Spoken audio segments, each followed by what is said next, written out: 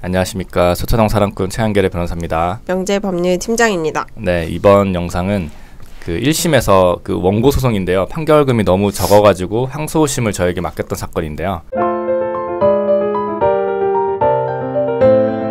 팀장님께서 사건 설명을 좀 주시죠. 네, 사건 설명 드리겠습니다. 원고는 결혼 15년차 40대 다둥이 아빠입니다. 다둥이 집이다 보니 경제적 어려움이 많아 원고와 배우자는 주말부부로 살고 있고 아내도 회사를 다니고 있었습니다. 그러던 어느 날부터 원고는 아내의 태도가 이상하다는 것을 느꼈습니다. 아이들을 끔찍하게 생각하는 아내가 귀가 시간이 점점 늦어지는 일이 잦았습니다. 일이 많아 야근을 한다고 하지만 평소보다 아이들에게 관심이 점점 덜해졌습니다. 그러던 어느 날은 첫째 아이가 원고에게 말하길 엄마가 평일에 매일 새벽 5시에 들어와 동생들이 엄마 올 때까지 밤잠을 설친다고 하였습니다. 아이의 말을 전해들은 원고는 아내에게 따져 물었고 이 일로 크게 다투게 되면서 아내는 가출을 했습니다. 아내는 오피스텔을 구해 반년이 넘게 집에 들어오지 않았는데 그동안 원고는 아내가 돌아오도록 사과도 하고 회유도 해보고 부부상담 프로그램도 신청하여 결혼생활의 문제를 개선하기 위해 노력했습니다. 하지만 아내에게서 돌아오는 대답은 남자가 생겼으니 이혼해달라는 대답이었습니다. 원고는 이에 충격을 받고 누구냐고 추궁하였지만 아내는 알려주지 않았습니다. 원고는 상간남이 누구인지 알아내기 위해 아내가 살고 있는 오피스텔 근처에서 은신하다가 아내와 함께 다정히 들어가는 피고를 확인하였습니다. 피고는 아내와 함께 회사를 다니는 직장 동료였습니다. 평소 아내가 가끔 이야기를 하던 사람이어서 원고도 누구인지 알고 있던 사람이었습니다.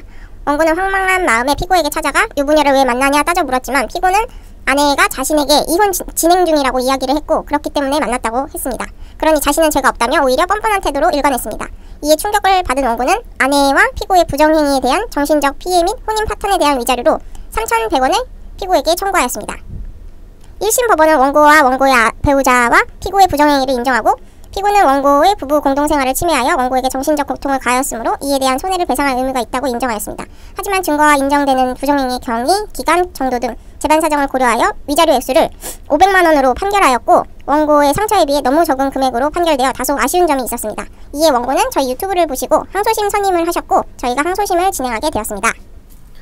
네, 이게 굉장히 안타까웠던 사건이고 기억에 남는데요.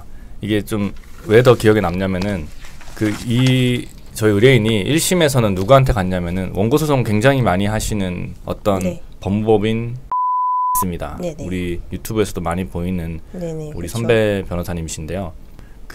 그런데 그분이 1심에서 수행을 했는데 500만 원 나왔더라고요. 네. 그래서 너무나 좀 속상하다 이러면서 저희한테 오셔가지고 항소심을 한번 했습니다. 네. 했고 원심에서도 그러니까 1심에서도 증거가 거의 없었기 때문에 그리고 1심에서의 판단은 우리 의뢰인 원고가 자신의 배우자를 때려가지고 어느 정도 혼인이 파탄돼 있었다 이런 식으로 또 판단을 했고요.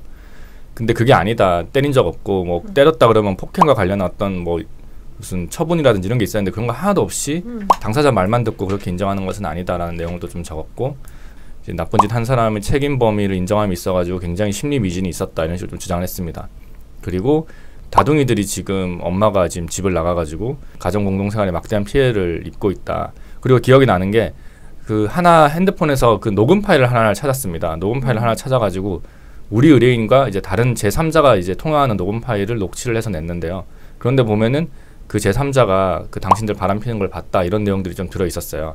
그래서 그런 걸 좀 캡처해가지고 냈습니다. 그리고 또 피고가 이제 한 번도 원고에게 사과도 하지도 않고 그리고 마지막으로 일반적으로 이제 상간접 소송 사건에서는 뭐 최소 1,000에서 1,500원 나오는데 이거는 500만 원 너무 적은 게 아니냐라고 이제 계속 좀 읍소를 했고요.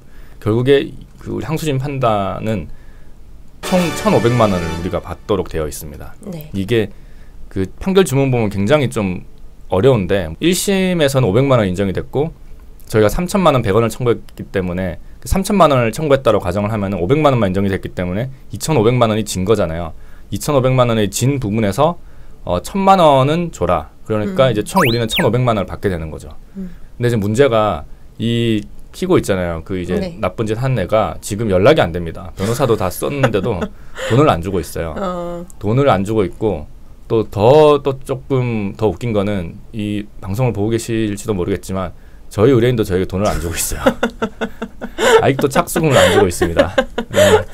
저희 지금 뭐 이제 법인에서 이제 다 이제 취합을 해가지고 네. 착수금 플러스 그다음에 송공보수까지 다 네. 한번에 이렇게 영상 내용 보시면 증명을 좀 네, 내용 증명을 보내거나 뭔가 좀 네. 집행이 이제 있을 겁니다. 이제 네. 제가 이 영상을 보고 계시다면 네. 제 연락을 꼭 좀 받아주시고요. 네, 연락 좀 네. 주십시오. 네. 아무튼 그 원고 소송 많이 하는 그쪽 이제 어떤 유명한 그런 변호사들도 소송을 잘 진행하지 못하면은 1심에서 500만 원밖에 안 나온다는 거 다시 한번 말씀드리고 싶고 네네. 그런 경우는 저를 찾아오셔서 항소심을 진행을 하면은 조금 달라질 수 있다라는 네. 점 마지막으로 말씀드리고 싶습니다. 이번 영상은 여기까지 하고 다음 영상은 구상권. 요즘 네. 구상권 법리가 계속 정립이 되고 있기 때문에 구상금에 대한 얘기를 다음 시간에 해드리도록 하겠습니다. 네네. 여러분들 구독과 좋아요 꼭 눌러주시고요. 항상 건강하십시오. 지금까지 초등사랑꾼 최한결의 변호사였습니다. 명지의 법률 팀장이었습니다. 감사합니다. 감사합니다.